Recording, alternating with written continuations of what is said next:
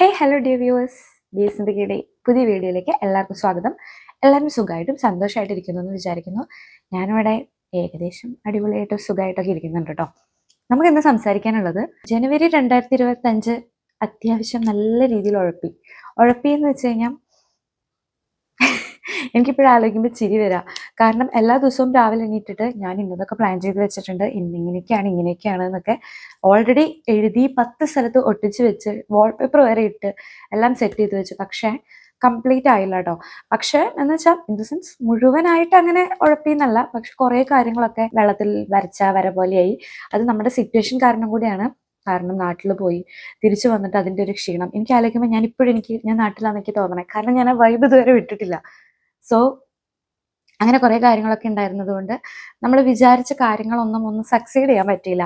നമ്മൾ കുറേയൊക്കെ ഉഴപ്പി നടന്നു. അപ്പം ഞാൻ വിചാരിച്ചു എല്ലാ കാര്യങ്ങളും ഇല്ല, പക്ഷെ ഫെബ്രുവരി എന്ന് പറയുന്ന ഒരു 28 ദിവസം കുറച്ച് കാര്യങ്ങൾ മെയിനായിട്ട് പ്രയോറിറ്റൈസ് ചെയ്യേണ്ട കുറച്ച് കാര്യങ്ങൾ നോട്ട് ഡൗൺ ചെയ്ത് വെച്ചിട്ട് ഒരു ട്രയൽ റൺ പോലെ ഫെബ്രുവരിയിൽ ഇങ്ങനത്തെ കാര്യങ്ങൾ മുഴുവൻ ചെയ്യാം എന്ന് വിചാരിച്ചു. ഒരു ഫ്യൂ പോയിന്റ്സ് കേട്ടോ, ഒരു 3-4 പോയിന്റ്സ് മെയിൻ ആയിട്ടുള്ളത് അങ്ങനെ വിചാരിച്ചു. അപ്പം അത് ഒന്ന് ഷെയർ ചെയ്യാമെന്ന് വിചാരിച്ചു. കാരണം നമ്മൾ ഹാബിറ്റ്സിൽ ഈ കാര്യങ്ങൾ അല്ലെങ്കിൽ ചെയ്യേണ്ട കാര്യങ്ങൾ, ഒഴിവാക്കേണ്ട കാര്യങ്ങൾ ഇതൊന്നും ഇൻക്ലൂഡ് ചെയ്തിട്ടുണ്ടായിരുന്നില്ല എന്നാണ് എൻ്റെ ഓർമ്മ.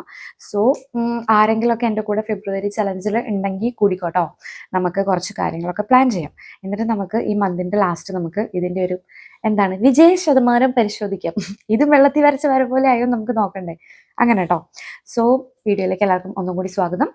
നമ്മുടെ ചാനൽ ആരെങ്കിലും സബ്സ്ക്രൈബ് ചെയ്യാതെ വീഡിയോസ് കാണുന്നുണ്ടെങ്കിൽ വലിയ ചിലവൊന്നുമില്ലല്ലോ, ഒന്ന് സബ്സ്ക്രൈബ് ചെയ്തുകൂടെ നിങ്ങൾക്ക്? നിങ്ങളൊന്ന് വീഡിയോസ് ഒക്കെ എടുത്ത് നോക്കിയേ. ആർക്കും ഛേദമില്ലാത്ത ഉപകാരങ്ങൾ ചെയ്യുന്ന ഒരു അടിപൊളി ചാനലാണ് നമ്മുടെ. സോ നമ്മുടെ ചാനൽ എല്ലാവരും സബ്സ്ക്രൈബ് ചെയ്യണമെന്ന് വിനീതമായി അഭ്യർത്ഥിക്കുന്നു. പിന്നെ ഒരു കാര്യം പറയാനുള്ളത്, ലൈക്ക് ചെയ്യാം. ലൈക്കിന്റെ അർത്ഥം എന്താണ് സുഹൃത്തുക്കളെ? ഇഷ്ടം. നിങ്ങളൊന്ന് ലൈക്ക് ചെയ്തെന്ന് വെച്ചിട്ട് നിങ്ങൾക്ക് എന്തെങ്കിലും സംഭവിക്കാനുണ്ടോ? ഇതൊക്കെ ഞാൻ പ്രത്യേകിച്ച് പറഞ്ഞു തരണോ? നിങ്ങൾക്ക് അങ്ങോട്ട് ചെയ്തുകൂടെ? അപ്പൊ നമ്മുടെ ഭയങ്കര ഓവറാണല്ലേ.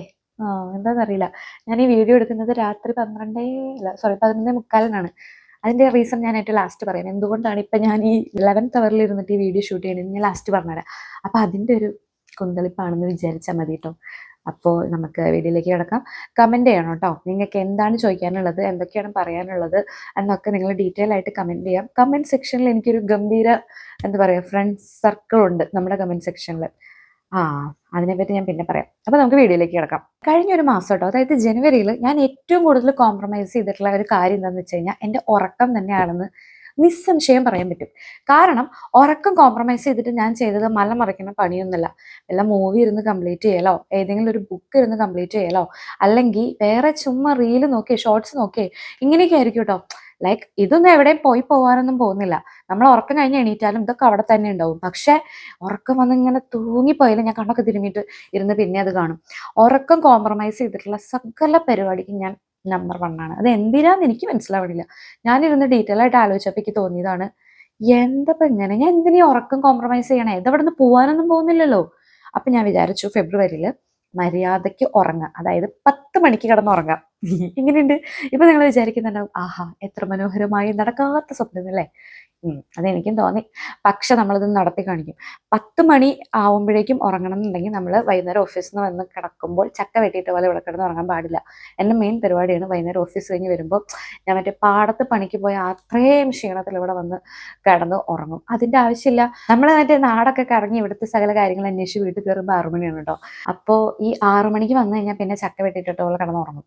അതിൻ്റെ ആവശ്യമില്ല. അത് അവിടെ ഒഴിവാക്കി കഴിഞ്ഞാൽ നമുക്കൊരു 6 to 7, 8, 9, 10 4 മണിക്കൂർ മതി. അത്യാവശ്യം വൈകുന്നേരത്തെ കാര്യങ്ങൾ, കുക്കിങ്, ഫുഡിങ് കാര്യങ്ങളൊക്കെ കഴിഞ്ഞിട്ട് സമാധാനമായിട്ട് 10 മണിക്ക് കിടന്നുറങ്ങാം. ഇതിപ്പോൾ മറിച്ച് സംഭവിക്കുന്നത് എന്താണെന്നറിയോ? വന്ന് കിടന്നുറങ്ങിയിട്ട് നൈറ്റ് സ്റ്റാർട്ട് ചെയ്യുന്നത് ഒരു 9 മണിക്കായിരിക്കും. പിന്നെ എണീറ്റ് കുളി, ക്ലീനിങ്, കുക്കിങ്, ബാക്കി കാര്യങ്ങൾ, ഫുഡ് അടിയൊക്കെ കഴിയുമ്പോൾ 12 മണിയാണ്. പിന്നെ രാവിലെ എണീക്കുമ്പോൾ അയ്യോ എന്തിന് ജനിച്ചു എന്നുള്ളൊരു മൂഡിലാണ് രാവിലെ എണീക്കുന്നത്.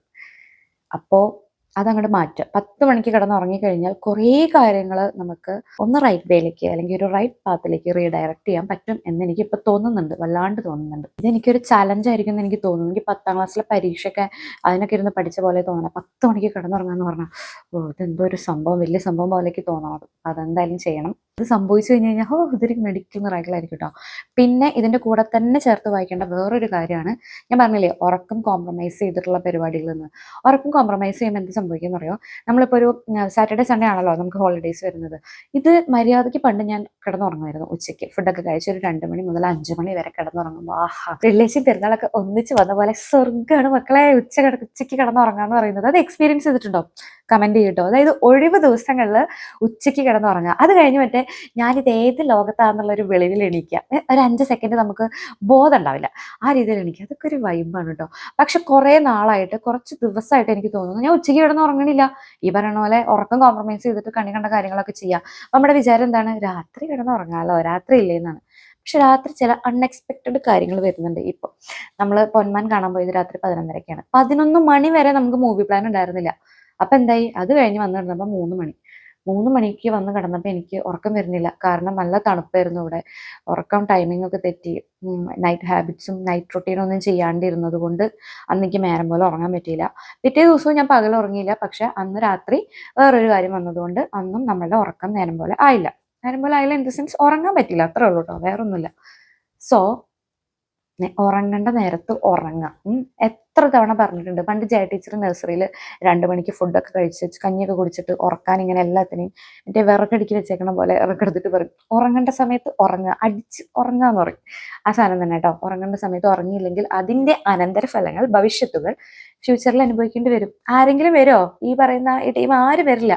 നിങ്ങൾ വീഡിയോ കാണുന്ന ആൾക്കാരോ ഷോർട്സ് കണ്ട ആൾക്കാരോ ഒന്നും വരില്ല പ്രശ്നങ്ങൾ ഫേസ് ചെയ്യാൻ വേണ്ടിയിട്ട്. നമ്മൾ തന്നെ നിന്ന് ഫേസ് ചെയ്യണം. അപ്പോൾ ഉറക്കത്തിനെ പറ്റി ഒരു 10 മിനിറ്റ് ക്ലാസ് എടുത്തപ്പോൾ സന്തോഷമായി. ഇനി അടുത്ത കാര്യത്തിലേക്ക് പറയാം കേട്ടോ. അടുത്തൊരു കാര്യമാണ് നോ ഔട്ട്സൈഡ് ഡിന്നർ എന്ന് പറയുന്നത്. ഈ പറയുന്ന പോലെ രാത്രി വന്നിട്ട് എന്തെങ്കിലുമൊക്കെ എന്താ പറയാ, ഈ 6 മണിക്ക് കിടന്നുറങ്ങുന്നു എന്ന് പറഞ്ഞില്ലേ, എണീറ്റ് കഴിഞ്ഞ് 9 മണി 9:30 ആകുമ്പോൾ പിന്നെ നമുക്ക് വിശപ്പാണ്. അയ്യോ ആനേനെ തന്നെയുള്ള വിശപ്പ് എന്നൊക്കെ പറയില്ലേ, വിശപ്പ്. അപ്പോൾ ഫുഡ് എന്തെങ്കിലും മര്യാദയ്ക്ക് ഉണ്ടാക്കി കഴിക്കാനുള്ള ഒരു സാവകാശം പോലുമില്ല. നമ്മൾ ഔട്ട്സൈഡ് ഫുഡ് എന്ന് പറയുന്നത് ഓപ്ഷനിലേക്ക് മാറുന്നു. അത് അത്രയും അൺഹെൽത്തി ആയിട്ടുള്ള ഒരു കാര്യമാണ് രാത്രി പുറത്തുനിന്ന് ഫുഡ് കഴിക്കുക എന്നുള്ളത് കേട്ടോ. അതിൻ്റെ 3-4 കാര്യങ്ങൾ ഇപ്പം ഞാൻ എക്സ്പേർട്ട് ഒന്നും അല്ല, പക്ഷെ എനിക്ക് അറിയുന്ന കുറച്ച് കാര്യങ്ങൾ എന്താണെന്ന് വെച്ച് കഴിഞ്ഞാൽ, നമ്മൾ കൂടുതലും രാത്രി പോയി ഫുഡ് കഴിക്കുന്നത് ഫ്രൈഡ് ആയിരിക്കും, ഓയിലി ആയിരിക്കും, അങ്ങനത്തെ സാധനങ്ങളൊക്കെ ആയിരിക്കും. പിന്നെ ഈ പറയുന്ന പോലെ രാത്രി ഫുഡ് കഴിച്ചിട്ട്, ഹെവി ആയിട്ട് ഫുഡ് കഴിച്ചിട്ട് നമ്മൾ വർക്കൗട്ട് ചെയ്യാനോ നടക്കാൻ പോകാനോ ഒന്നും ചെയ്യണില്ല. ഇതൊക്കെ നേരത്തെ കഴിഞ്ഞിട്ടുണ്ടാവും. സോ പിന്നെ നമ്മൾ നേരെ സൈഡ് ആവുകയാണ്, ബോഡി ഒന്നും ചെയ്യുന്നില്ല. ഈ കഴിച്ച സാധനം മുഴുവൻ നമ്മളുടെ ബോഡിയിലേക്ക് അക്യുമുലേറ്റ് ചെയ്യും. എന്നിട്ട് ഇതേ എന്നെ പോലെയാവും ഒരു കൊല്ലം കൊണ്ട്. സോ രാത്രി ഔട്ട്സൈഡ് ഫുഡ് ഒഴിവാക്കുക എന്നുള്ളത് ഭയങ്കരമായിട്ട് നമ്മൾ ഫോളോ ചെയ്യേണ്ട ഒരു കാര്യമാണ്. നമ്മുടെ കാര്യത്തിൽ കഴിഞ്ഞ മാസം അങ്ങനെയല്ല. ഈ പറയുന്ന പോലെ നമ്മൾ വീട്ടിലെ ഫുഡ് തന്നെയായിരുന്നു. മാക്സിമം വല്ലപ്പോഴൊക്കെ രാത്രി പുറത്തുനിന്ന് കഴിച്ചിട്ടുണ്ടെങ്കിലേ ഉള്ളൂ. പക്ഷെ ഈ മാസം ഞാൻ തീർത്തും വിചാരിച്ചിട്ടുണ്ട്, എന്തൊക്കെ സംഭവിച്ചാലും ഇപ്പം നമുക്ക് എന്താണ് സ്മൂതി ഉണ്ട്, എന്തെങ്കിലും ജ്യൂസ് ഉണ്ടാക്കി കുടിക്കാം. അതേപോലെ മാഗി ഒക്കെ ഉണ്ടല്ലോ, ഒട്ടും പറ്റാത്ത സിറ്റുവേഷനിൽ കേട്ടോ.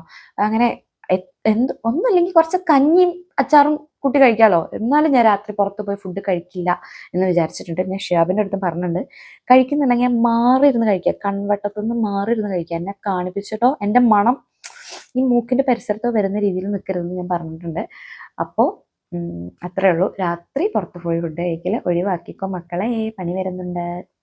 അടുത്ത കാര്യമാണ്, ഞാനൊരു A+ പരാതിപ്പെട്ടിയാണ് എന്നുള്ള കാര്യം കുറച്ച് പേർക്കൊക്കെ അറിയായിരിക്കും. അതായത് നമ്മുടെ ക്ലോസ് ആയിട്ടുള്ള ആൾക്കാർക്കൊക്കെ അറിയുണ്ടാവും. കാരണം അങ്ങനത്തെ പരാതിയല്ല കേട്ടോ, വലിയ വലിയ പരാതികളല്ല. പക്ഷെ ചെറിയ ചെറിയ കാര്യങ്ങൾക്ക് സങ്കടം വരും, എല്ലാത്തിനും പോയി പരാതി പറയും.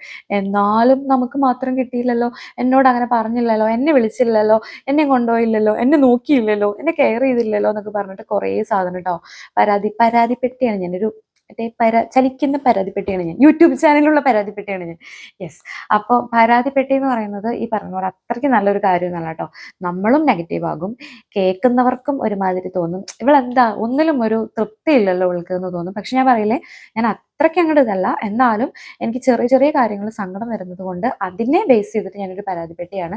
സോ ഞാൻ ഈ മാസം വിചാരിക്കുന്നുണ്ട്, എന്താണോ ഉള്ളത് അതുകൊണ്ട് തൃപ്തിപ്പെട്ട് ജീവിക്കുക, എന്ത് കിട്ടുന്നോ അതിൽ സന്തോഷിക്കുക. പരാതിയും കൊണ്ടൊന്നും എവിടേക്കും പോകരുത്. പ്രത്യേകിച്ച് എൻ്റെ പരാതിപ്പെട്ടി ഹൈക്കമാൻഡ് ഷിഹാബാണ്. ഷിഹാബിൻ്റെ അടുത്ത് പോയിട്ട് നീ ഒന്നും പറയണ്ട, ഞാൻ പറയണത് കേട്ടാൽ മാത്രം മതി എന്ന് പറഞ്ഞിട്ട് ഞാനൊരു വലിയ ലിസ്റ്റ് അങ്ങോട്ട് ഇറക്കിയിടും. സോ ആ പരിപാടിയൊക്കെ നിർത്താൻ തന്നെയാണ് വിചാരിച്ചേക്കണേ, കുറയ്ക്കാന്നല്ല. എന്തുണ്ടോ അതിൽ സംതൃപ്തിയായിട്ട് ജീവിക്കാം എന്ന് വിചാരിക്കുന്നുണ്ട്. പിന്നെയുള്ളൊരു കാര്യമാണ് നൈറ്റ് റൊട്ടീൻ കേട്ടോ.